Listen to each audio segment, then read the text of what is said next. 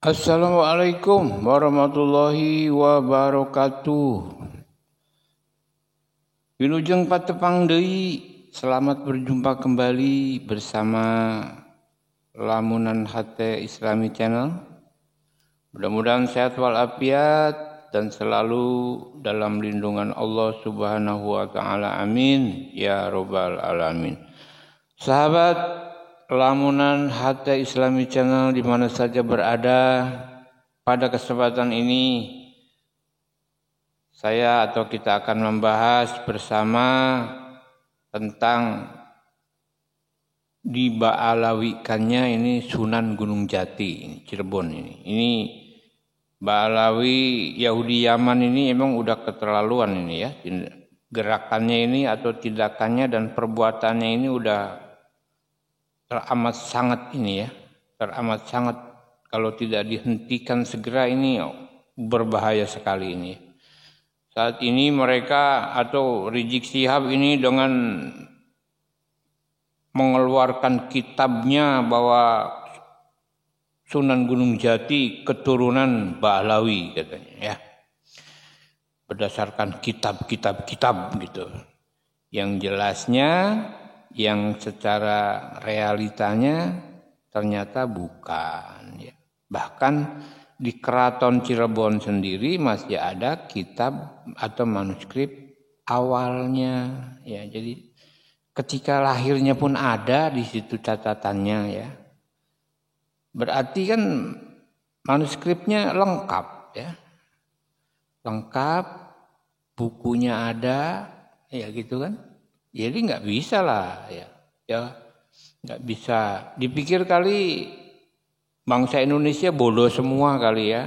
Seenaknya aja dia membuat kitab, dia buat kitabnya yang menceritakan tentang Sunan Gunung Jati. Nah, nggak tahu kitab aslinya ada ya, manuskrip aslinya ada di keraton masih ada, silsilahnya pun masih lengkap kata Sultan Sepuh masih lengkap di keraton ya. Ya, untung saja gerakannya terbongkar ya. Untung saja Allah membuktikan kezalimannya ya. Yang batil itu akan hancur ya. Insya Allah akan hancur yang batil itu. Atau kebatilan itu pasti akan musnah dan hancur. Dan mungkin ini jalannya, mungkin ini saatnya. Dan untuk itu mari kita bantu. Mari kita bekerja sama, saling bahu, saling bantu ya. Jadi tidak bisa dikerjakan sendiri-sendiri tanpa ikut campur seluruh warga atau masyarakat Indonesia ya. Untuk apa? Ya khususnya warga yang ada di Jawa ya harus saling membantu dari hal yang bisa kita lakukan. Ya, tidak perlu yang besar, kalau memang tidak perlu yang besar, yang kecil pun sangat dibutuhkan. Paling tidak sampaikan informasi ini kepada saudara, anak, kerabat, tetangga, teman. Nah, itu kan menyampaikan kabar, menyampaikan berita bahwa Ba'alawi ini bukan keturunan Rasulullah dan bahkan akan memba'alawikan Indonesia, ya. Apa yang diba'alawikan? Yaitu Sunan Wali Songo diba'alawikan ya. Pejuang-pejuang diba'alawikan, sejarah-sejarah dibengkokkan, diba'alawikan. Itu kan satu tindakan yang berbahaya. Kalau tidak terkontrol atau kalau dibiarkan, bagaimana nanti anak cucu kita akan mengenal Indonesia ini boleh siapa, perjuangan siapa ya. Ya itulah untung aja ya. Kebatilan, kezaliman itu pasti hancur dan akan dihancurkan ya. Baiklah sahabat di mana saja berada, mudah-mudahan dengan permasalahan nasab Ba'alawi ini, Ba'alawi memang betul-betul akan hancur. Ayo kita saling bahu-membahu, saling bantu-membantu, bekerja sama, kita rambati rata hayo, sing-singkan dengan baju, tingkatkan ukhuwah Islamiyah ya untuk menjalin persatuan dan kesatuan dan kita lawan setiap kebatilan yang ada. Baiklah, kita saksikan saja bagaimana ini ya Sementara Rizik Syihab mengeluarkan kitab tentang Sunan Gunung Jati dibalawikan berdasarkan kitabnya, katanya Balawi. Nah, kemudian Kiai Haji Imaduddin di sini membuka berdasarkan hasil manuskrip dari keraton, ya, dari keraton Cirebon, ya, jadi Kesultanan Cirebon, ya. Ya, jadi ini seru juga perdebatannya, tapi Imaduddin yang benar. Sebab Imaduddin di sini berdasarkan manuskrip yang ada di keraton. Ya, kita saksikan atau kita dengarkan perbincangannya atau perdebatannya, ya, antara Imaduddin dan Rizik Syihab, ya. Selamat menyaksikan.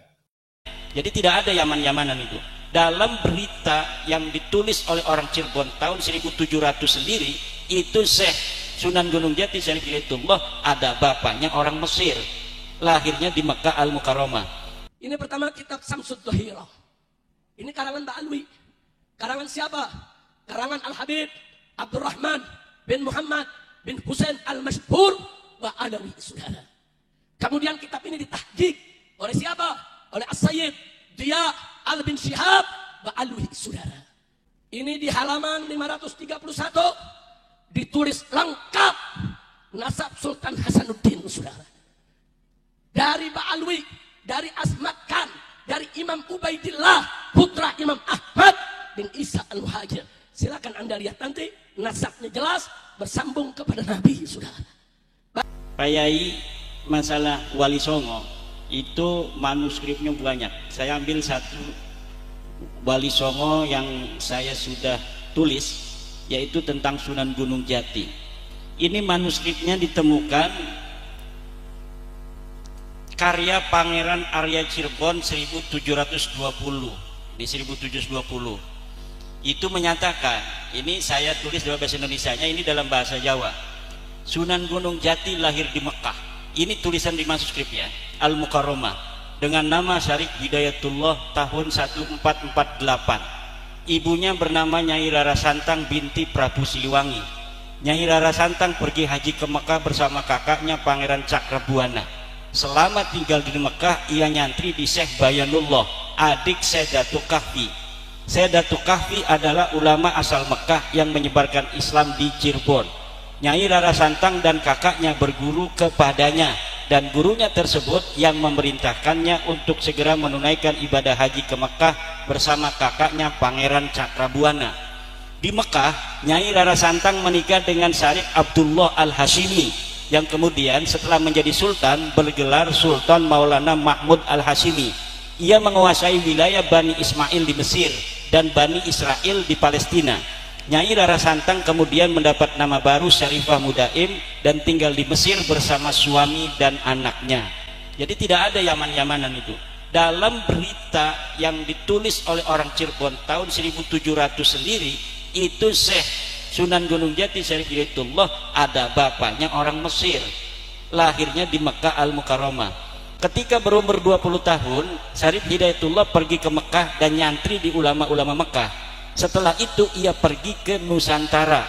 Ia mampir di Gujarat, lalu ke kerajaan Samudra Pasai.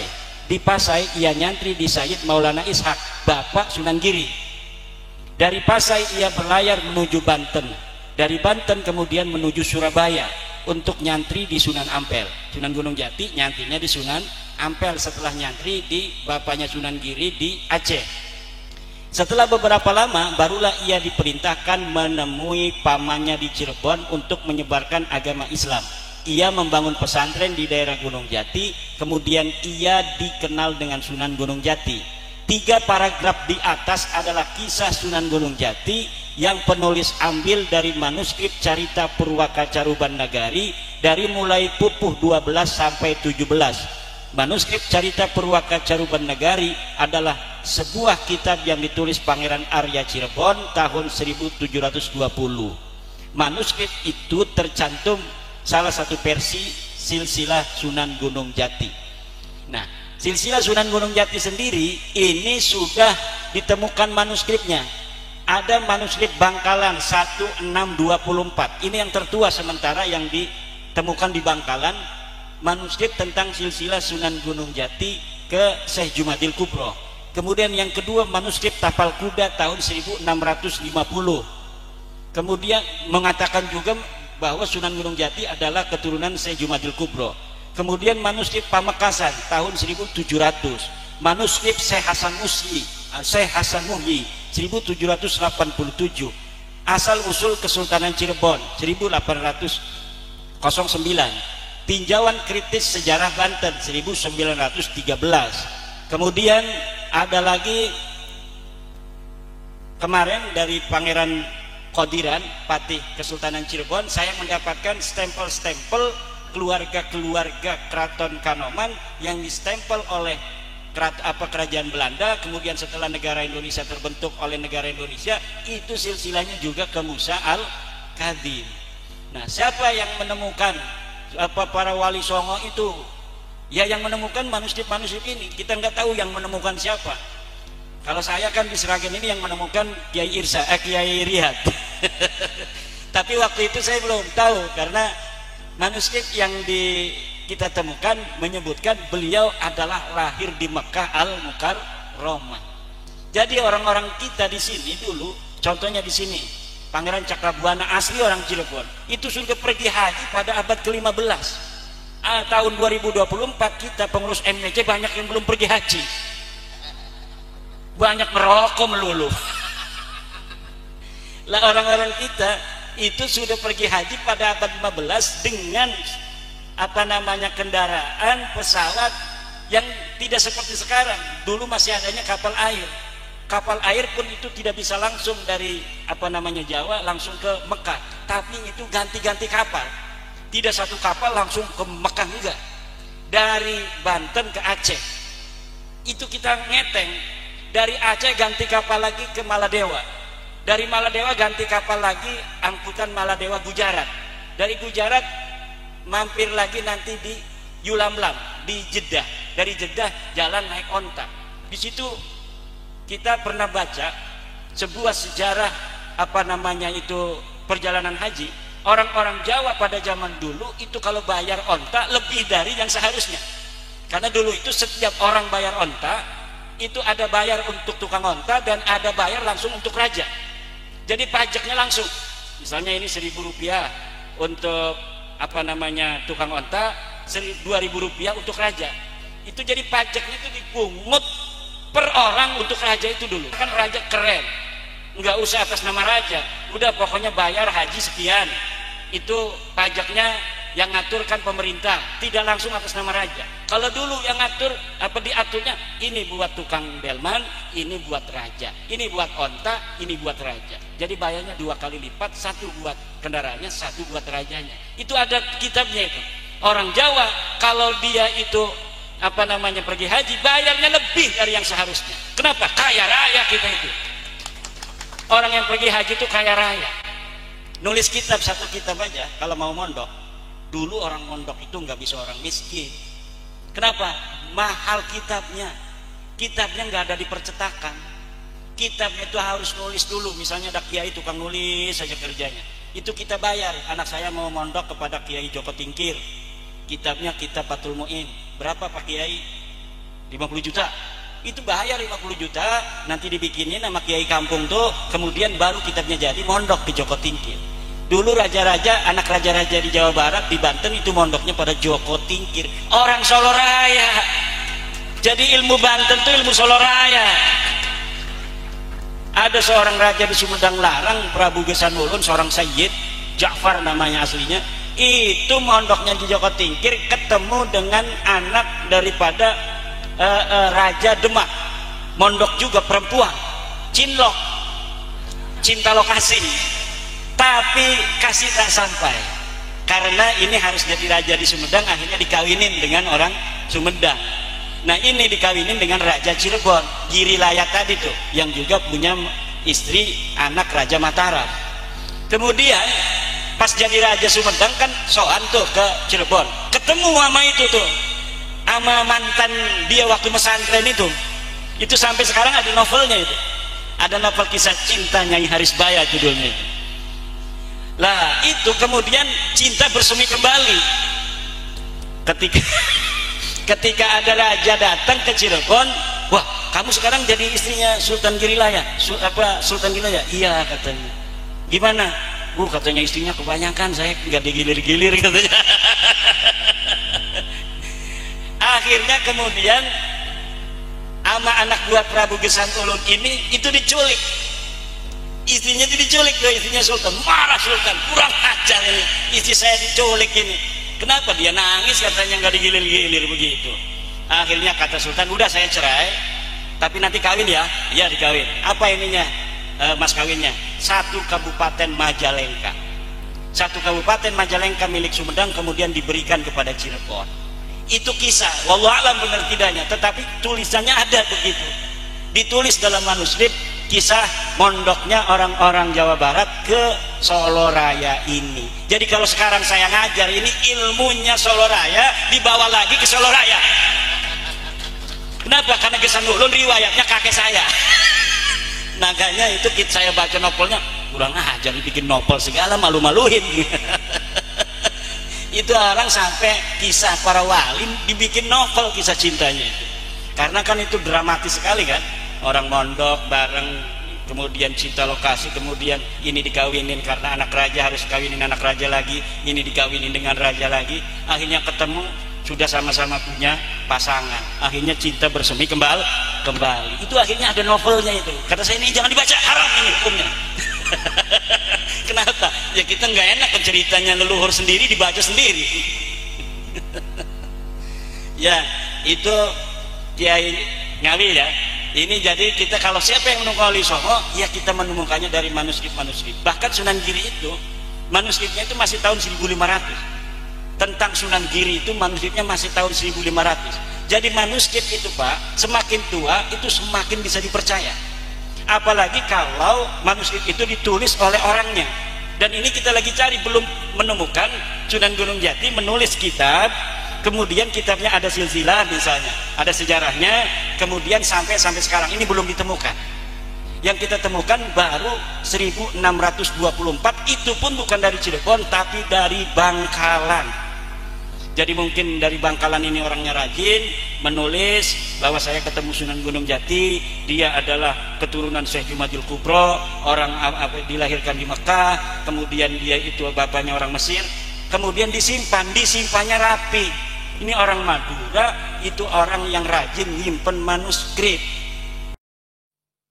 Ya sahabat Lamunan HT Channel ya, yang masih bersama saat ini, ya seperti itulah ya. Walaupun Rizik Syihab sampai ngacung-ngacungin kitabnya, ya kitabnya kan bukan kitab asli, kitab palsu, kitab karangan Mbak Alawi itu kitab palsu berarti, sebab Mbak Alawinya nggak ada. Itu Mbak Alawinya nggak ada. Yang dipermasalahkan dia bukan